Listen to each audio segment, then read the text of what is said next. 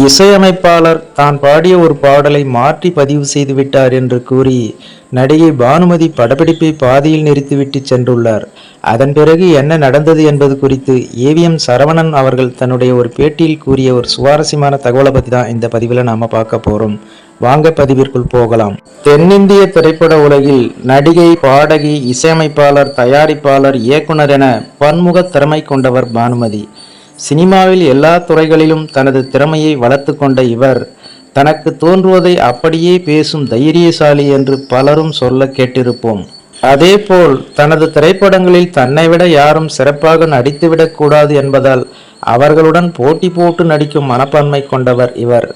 எம்ஜிஆர், சிவாஜி உள்ளிட்ட முன்னணி நடிகர்களுடன் இணைந்து பல வெற்றி படங்களை கொடுத்துள்ள பானுமதி உண்மை என்னவென்று தெரியாமல் இசையமைப்பாளருடன் சண்டை போட்டதால் படப்பிடிப்பு சிறிது நேரம் தடைப்பட்டது என்று ஏவிஎம் குமரன் அவர்கள் ஒரு பேட்டியில் கூறியுள்ளார். அதாவது தமிழில் பல வெற்றி படங்களை கொடுத்துள்ள நடிகை பானுமதி நடிப்பில் கடந்த 1962ஆம் ஆண்டு வெளியான திரைப்படம் அன்னை. பானுமதி, சவுகார் ஜானகி, எஸ்.வி. ரங்காராவ், சந்திரபாபு ஆகியோர் முக்கிய வேடங்களில் நடித்திருந்த இந்த திரைப்படத்திற்கு சுதர்சன் இசையமைத்திருந்தார். பணக்காரரான பானுமதிக்கு குழந்தை பிறக்காது என்று தெரிந்தவுடன் ஏழ்மை நிலையில் இருக்கும் தனது தங்கை சவுகார் ஜானகியின் பிள்ளையை தத்தெடுத்து இனிமேல் இவனை நீ பார்க்கவே கூடாது என்று சொல்லிவிட்டு வந்து விடுவார். ஒரு கட்டத்தில் சவுகார் ஜானகியின் கணவர் இறந்துவிட பானுமதி அவரது மகனை ராமேஸ்வரத்திற்கு அழைத்து சென்று திதி கொடுக்க செய்வார். இதற்காக ரயிலில் சென்று கொண்டிருக்கும் போது பானுமதியின் மனசாட்சி பாடுவது போன்ற ஒரு பாடல்தான் அன்னை என்பவள் நீதானா என்ற பாடல். கவிஞர் கண்ணதாசன் எழுதிய இந்த பாடலை பானுமதியே பாடியிருப்பார். பாடல் கம்போசிங்கின் போது இடையில் பானுமதி இசையமைப்பாளராக பல பரிந்துரைகளை கூறியுள்ளார். ஆனால் நடிகை பானுமதி சொல்வதற்கெல்லாம் தலையை ஆட்டிவிட்டு இறுதியில் தனது இசை என்னவோ அதையே இசையமைப்பாளர் சுதர்சன் கொடுத்துள்ளார்.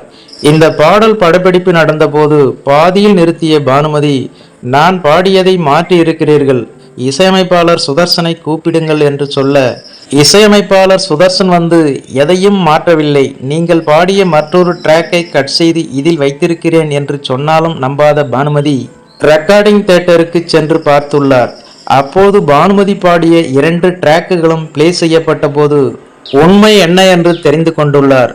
அதன் பிறகு தனது தவறை உணர்ந்த நடிகை பானுமதி இசையமைப்பாளர் சுதர்சனிடம், மாஸ்டர், என்னை மன்னித்து விடுங்கள், நான் பாடியதை நன்றாக மாற்றியிருக்கிறீர்கள் என்று மன்னிப்பு கேட்டுவிட்டு அதன் பிறகு படப்பிடிப்பில் பங்கேற்றுள்ளார் நடிகை பானுமதி என்பது குறிப்பிடத்தக்கது.